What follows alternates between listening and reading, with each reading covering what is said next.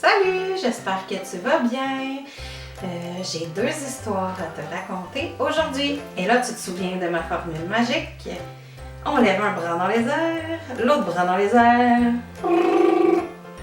Un bras, deux bras, abracadabra, histoire, livre-toi. Ma première histoire, ça va être Les amis qui fêtaient Noël de Nicolas Oldland. J'adore les livres de sa collection, ils sont tous vraiment géniaux.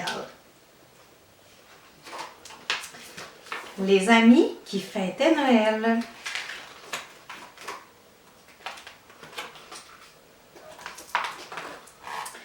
Il était une fois un ours, un orignal et un castor. Noël était leur moment préféré de l'année. Aujourd'hui, c'est la première fois qu'ils passent la veille de Noël ensemble. Ils sont très occupés à cuisiner, à suspendre leurs bas, à installer des lumières et à emballer des cadeaux. Tout doit être parfait.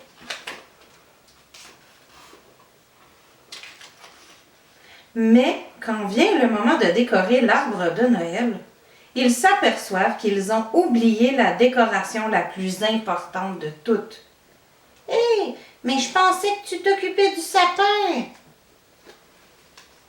L'orignal et le castor foncent jusqu'à la forêt et l'ours les suit de près. Le premier arbre qu'ils trouvent est un érable. Trop petit. Ils aperçoivent ensuite un bouleau. Trop blanc. Puis ils tombent sur un cèdre. Trop gros. Aucun arbre ne leur convenait. Ah, voilà un bel arbre. Ils trouvent enfin un sapin.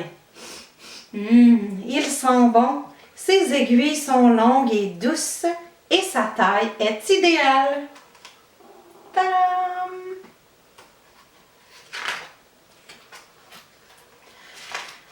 Mais quand le castor commence à abattre l'arbre, l'ours est horrifié. Oh! Il aime tout ce qui est vivant, surtout les arbres, et ce sapin est le plus bel arbre qu'il ait jamais vu.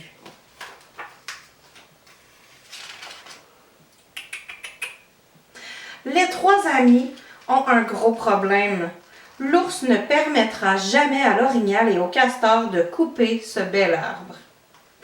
Le castor et l'orignal ne laisseront pas l'ours les priver d'un arbre de Noël parfait. À l'attaque!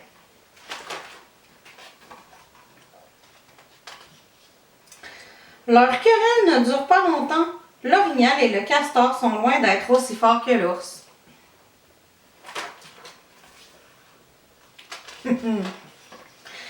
L'ours est content d'avoir sauvé le sapin, mais il craint que son amour des arbres ne gâche leur Noël. Puis il a une idée. L'ours prend son traîneau et retourne chez lui à toute vitesse. Oui!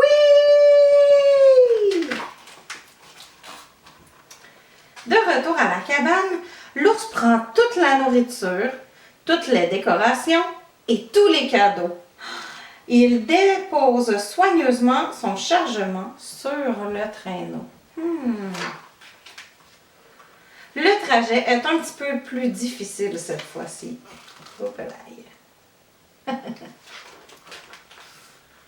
L'orignal et le castor sont soulagés en voyant revenir leur ami. Dès qu'ils remarquent les cadeaux, la nourriture et les décorations de Noël sur le traîneau, ils comprennent ce que l'ours a en tête. Ensemble, les trois amis dressent une table avec toute la nourriture. Ils suspendent leurs bas, décorent l'arbre et posent les cadeaux au pied du sapin. Puis, quand ils ont fini, ils font une bataille de boules de neige. L'ours, l'orignal et le castor sont enfin prêts et tous d'accord. Ce sapin, il est parfait. Et cette fête de Noël, elle est très réussie.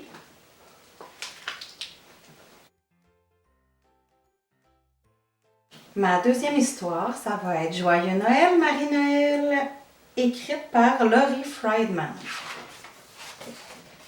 Joyeux Noël, Marie-Noël. La période de Noël est très joyeuse chez les Noëls. Enfin, chez la plupart d'entre eux. Monsieur et Madame Noël adorent Noël. Leur fils Nick et Guylaine, le bébé, aussi. Même le chien Comète est particulièrement joyeux durant les fêtes. Marie-Noël est la seule à ne pas se réjouir.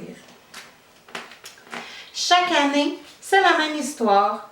Toutes les autres familles cherchent le sapin parfait. Monsieur Noël, lui, choisit toujours le plus grand. Selon Marie, ça ne finit jamais bien. Comme toutes les autres maisons de la rue, celle de la famille Noël est illuminée. Mais Marie préférerait que la maison de sa famille soit moins tape à l'œil. Comme toutes les autres familles, la famille Noël va magasiner avant les fêtes. Mais Marie est gênée par le nombre de cadeaux que ses parents achètent. Et quand Comète hurle pour accompagner la chanson Vive le vent, c'est insupportable, surtout aux oreilles de Marie. Quand les gens s'écrient « Joyeux Noël, Marie-Noël », Marie ne se sent pas joyeuse du tout.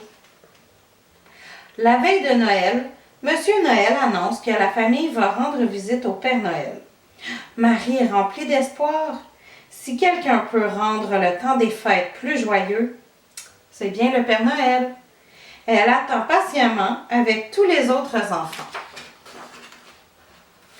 Quand vient le tour de Marie, le Père Noël lui demande en souriant « Qu'aimerais-tu avoir cette année? » « Je voudrais aimer Noël, répond Marie, mais notre sapin est trop grand.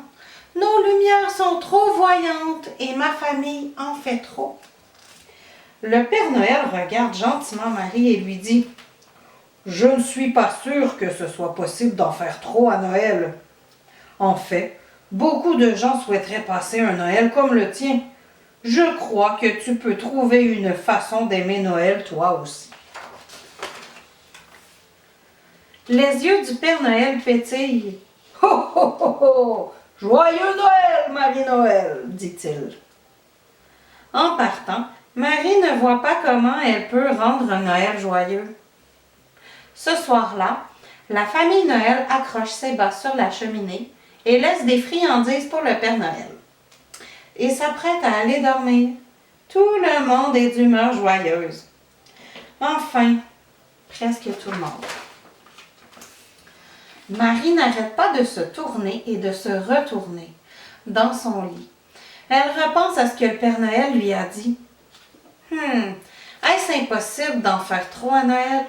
Les autres familles aimeraient-elles passer un Noël comme le sien? Elle examine la question sous tous les angles. Et quand la lumière du matin de Noël s'infiltre dans sa chambre, Marie trouve enfin la solution. Lorsque les membres de sa famille se réveillent, prêts à célébrer leur jour favori de l'année, Marie les arrête. Nous n'avons pas besoin de tonnes de lumière, d'un sapin plus grand que la maison, ni d'une montagne de cadeaux pour passer un joyeux Noël, dit-il. C'est trop pour une seule famille. Mais j'aime toutes nos lumières, dit sa mère. Et j'aime notre grand sapin, dit son père.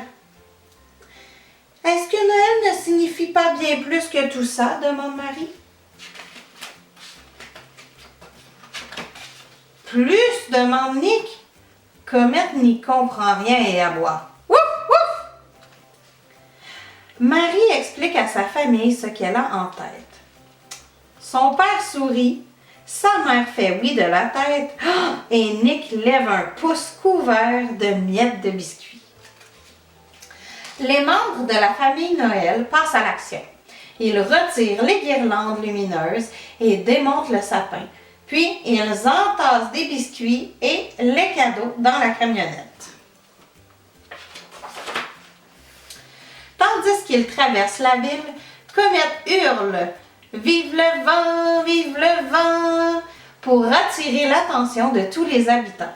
Et Marie crie à tue-tête « C'est une fête de Noël !» Tout le monde suit la camionnette de Noël et va jusqu'au parc. Marie, Nick et Guylaine disposent les biscuits et les cadeaux sur des tables pour les partager. D'autres accrochent des lumières avec Madame Noël et aident Monsieur Noël à dresser le sapin. Tout le monde profite des festivités qui semblent, aux yeux de Marie, de taille appropriée. Et personne ne se plaint quand Comète entonne une chanson avec les habitants de la ville. Madame Noël entoure Marie de son bras et lui dit « Les lumières n'ont jamais été aussi brillantes et la taille du sapin n'a jamais été aussi parfaite. Pour une fois, quand les gens disent « Joyeux Noël, Marie-Noël », Marie affiche un grand sourire. Tous les membres de la famille Noël s'entendent pour dire que c'était un Noël très joyeux.